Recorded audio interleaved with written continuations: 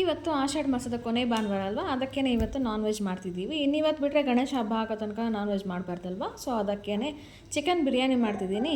ಬನ್ನಿ ನೋಡೋಣ ಹೇಗೆ ಮಾಡೋದು ಅಂತ.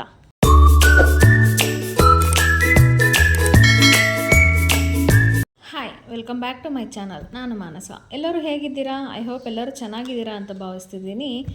ಇವತ್ತು ನಮ್ಮ ಮನೆಯಲ್ಲಿ ಸ್ಪೆಷಲ್ ಚಿಕನ್ ಬಿರಿಯಾನಿ ಮಾಡ್ತಿದ್ದೀನಿ. ಹಾಗೆ ಚಿಕನ್ ಫ್ರೈ ಮತ್ತು ಚಿಕನ್ ಸಾಂಬಾರನ್ನು ಮಾಡಿದ್ದೆ. ಅದು ಆಲ್ರೆಡಿ ವಿಡಿಯೋ ಅಪ್ಲೋಡ್ ಮಾಡಿದ್ದೀನಿ. ನೋಡಿಲ್ಲ ಅಂದರೆ ಒಂದ್ಸಲ ಚೆಕ್ ಮಾಡಿ. ಅದಕ್ಕೇ ಅದನ್ನು ನಾನು ಅಪ್ಲೋಡ್ ಮಾಡ್ತಿಲ್ಲ. ಇವಾಗ ಚಿಕನ್ ಬಿರಿಯಾನಿ ಮಾಡೋಣ ಬನ್ನಿ. ಕುಕ್ಕರ್ನಲ್ಲಿ ಹೇಗೆ ಅಂತ ಹೇಳ್ತೀನಿ. ಮೊದಲಿಗೆ ಮಸಾಲ ರುಬ್ಕೊಳ್ಳೋಣ.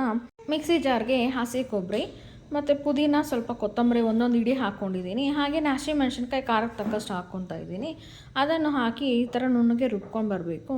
ಮತ್ತು ಅದಕ್ಕೆ ಬಿರಿಯಾನಿ ಮಸಾಲಾನ ಆ್ಯಡ್ ಮಾಡ್ಕೊತಿದ್ದೀನಿ. ಹಾಗೆಯೇ ಸ್ವಲ್ಪ ಗರಂ ಮಸಾಲನ್ನು ಆ್ಯಡ್ ಮಾಡ್ಕೊತಿದ್ದೀನಿ. ಅದನ್ನು ಸಹ ಮಿಕ್ಸಿ ಮಾಡ್ಕೊಂಡು ಬನ್ನಿ. ಮತ್ತು ಇಲ್ಲಿ ಒಗ್ಗರಣೆಗೆ ಏನೇನು ಬೇಕು ಅಂತ ನೋಡೋಣ ಬನ್ನಿ.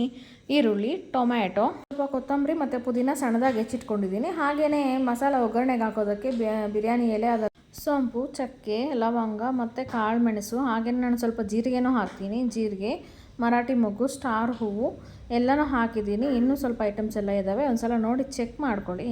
ಹಾಗೆಯೇ ಕುಕ್ಕರ್ ಇಟ್ಕೊಂಡು ಕುಕ್ಕರ್ಗೆ ಸ್ವಲ್ಪ ಎಣ್ಣೆ ಹಾಗೆಯೇ ಸ್ವಲ್ಪ ತುಪ್ಪ ಹಾಕಿದ್ದೀನಿ, ಟೇಸ್ಟ್ ಚೆನ್ನಾಗಿರುತ್ತೆ ಅಂತ. ಅದಕ್ಕೆ ಇವಾಗ ಸಾಸಿವೆ ಹಾಕಿ, ಸಾಸಿವೆ ಸಿಡಿದ ಮೇಲೆ ಮಸಾಲ ಪದಾರ್ಥಗಳೆಲ್ಲ ಇಟ್ಕೊಂಡಿದ್ನಲ್ಲ, ಬಿರಿಯಾನಿ ಮಸಾಲ, ಅದನ್ನೆಲ್ಲ ಹಾಕಿದ್ದೀನಿ. ಅದನ್ನೆಲ್ಲ ಹಾಕಿ ಫ್ರೈ ಆದಮೇಲೆ ಅದಕ್ಕೆ ಈರುಳ್ಳಿನ ಹಾಕಿ ಹಸಿ ವಾಸನೆ ಹೋಗೋ ತನಕ, ಸ್ವಲ್ಪ ಕೆಮ್ಮಣ್ಣ ಬರೋ ತನಕ ಹುರ್ಕೊಂಡಿದ್ದೀನಿ. ಜಾಸ್ತಿ ಏನೂ ಹುರಿದಿಲ್ಲ ನಾನು, ಹಸಿ ವಾಸನೆ ಹೋಗೋ ತನಕ ಹುರಿದಿದ್ದೀನಿ ಅಷ್ಟೇ.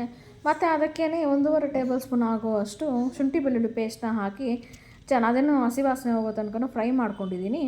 ಆ ಶುಂಠಿ ಬೆಳ್ಳುಳ್ಳಿ ಪೇಸ್ಟ್ ಹಸಿ ವಾಸನೆ ಹೋದ್ಮೇಲೆ ಅದಕ್ಕೆ ಇವಾಗ ಸಣ್ಣದಾಗಿ ಹೆಚ್ಚಿಟ್ಕೊಂಡಿರೋ ಟೊಮೆಟೊನ ಆ್ಯಡ್ ಮಾಡ್ತಿದ್ದೀನಿ. ನಾನಾದರೆ 2 ಟೊಮೆಟೊ ತೊಗೊಂಡಿದ್ದೀನಿ, ಚಿಕ್ಕದಾಗಿರೋದು. ಅದಕ್ಕೆ ಅದನ್ನು ಹಾಕಿ ಸ್ವಲ್ಪ ಫ್ರೈ ಮಾಡಿಕೊಂಡೆ.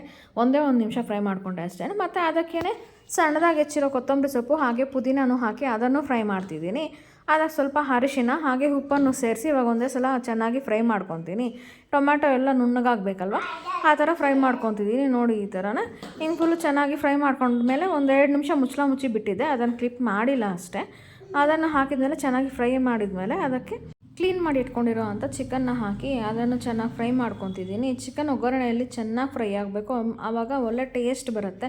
ಅದಕ್ಕೆ ಈ ಥರ ಮಿಕ್ಸ್ ಮಾಡಿ ಚೆನ್ನಾಗಿ ಒಗ್ಗರಣೆ ಎಲ್ಲ ಹಿಡಿಯೋ ತನಕ ಮಿಕ್ಸ್ ಮಾಡಿ 5 ನಿಮಿಷ ಮುಚ್ಚಿ ಇಡ್ತೀನಿ. ಚೆನ್ನಾಗಿ ಫ್ರೈ ಆಗುತ್ತೆ ಅಂತ. ನೋಡಿ ಈ ಥರ ಆಗಿತ್ತು, ಎಣ್ಣೆ ಎಲ್ಲ ಬಿಟ್ಟಿತ್ತು. ಮತ್ತು ಅದನ್ನು ಇನ್ನೊಂದು ಸ್ವಲ್ಪ ಫ್ರೈ ಮಾಡಿ 2 ನಿಮಿಷ ಹಂಗೆ ಮುಚ್ಚಿ ಹಾಕಿದ್ದೆ. ನೋಡಿ ಇವಾಗ ಈ ಥರ ಮಿಕ್ಸ್ ಆಗಿತ್ತು. ಈ ಥರನೂ ಫುಲ್ಲು ಚೆನ್ನಾಗಿ ಫ್ರೈ ಆಗಿತ್ತು. ಅದಕ್ಕೆ ಇವಾಗ ನಾವು ಮೊದಲೇ ರುಬ್ಬಿಟ್ಕೊಂಡಿದ್ವಲ್ಲ ಮಸಾಲ, ಆ ಮಸಾಲನ ಹಾಕ್ತಿದ್ದೀನಿ.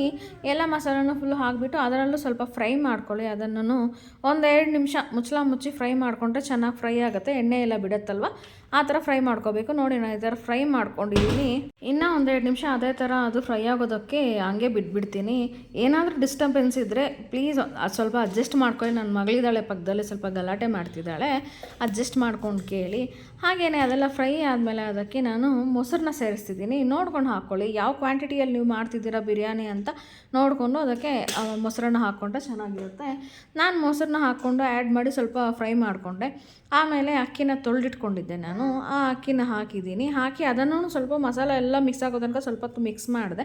ಮತ್ತು ಅದಕ್ಕೆ ನಾನು ಆಲ್ರೆಡಿ ನೀರನ್ನ ಬಿಸಿ ಮಾಡಿ ಇಟ್ಕೊಂಡಿದ್ದೆ, ಕಾಯಿಸಿ ಆ ನೀರನ್ನ ಆ್ಯಡ್ ಮಾಡಿದ್ದೀನಿ. ನೋಡಿ ಈ ಥರ ಮಿಕ್ಸ್ ಮಾಡ್ತಿದ್ದೀನಿ ನೀರನ್ನ ಆ್ಯಡ್ ಮಾಡಿ. ನಾನು ಮೊದಲಿಗೆ ನೀರನ್ನ ಬಿಸಿ ಮಾಡಿ ಇಟ್ಕೊಂಡ್ಬಿಟ್ಟಿದ್ದೆ ಕಾಯಿಸಿ. ಅದಕ್ಕೆ ಸ್ವಲ್ಪ ತಣ್ಣಗಾದಂಗೆ ಆಗ್ತಾಯಿತ್ತು ನೀರು.